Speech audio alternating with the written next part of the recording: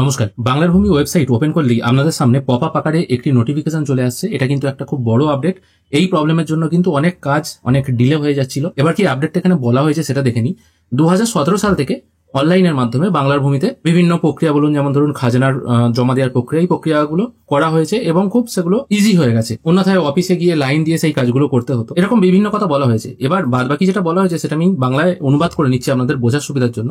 দেখুন, বলা হয়েছে আগে যখন বাংলার ভূমি ওয়েবসাইটে এসে সিটিজেন সার্ভিস অপশন থেকে কোনো কাজ করা হতো তখন কিন্তু ওটিপি দিতে হতো। যেমন আমি এখন আপনাদের সুবিধার্থে এখানে একটি মিউটেশন অ্যাপ্লিকেশন ওপেন করেছি, যেখানে দেখুন একটু নিচের দিকে এলে এখানে ফোন নাম্বার পুট করতে হতো, তারপর ওটিপি আসতো, আবার ইমেল আইডি পুট করতে হতো, ওটিপি আসতো। এবার ফোনে ওটিপিটি চলে এলেও ইমেল আইডিতে ওটিপিটি কিন্তু আসতো না। আসতে হয়তো 10 মিনিট সময় লেগে যেত। আপনি রিসেন্ট ওটিপি করতেন তখন হয়তো আগের ওটিপিটা আসতো। এবার আগের ওটিপিটা যখন আপনি পুট করতেন তখন দেখাতো ওটিপি ইনভ্যালিড। এরকম করে কিন্তু একটা মিউটেশন করতে বা কনভার্সন করতে অনেক সময় লেগে যেত। তাই এখন এই ইমেল ওটিপির যে বাধ্যবাধকতাটা ছিল সেটা কিন্তু এখন তুলে দেওয়া হয়েছে।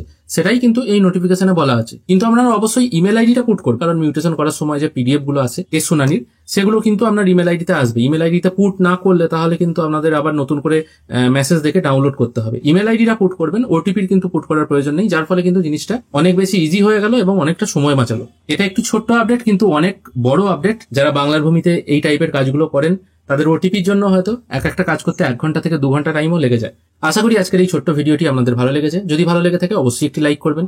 ভিডিও দেখার জন্য অসংখ্য ধন্যবাদ। ভালো থাকবেন।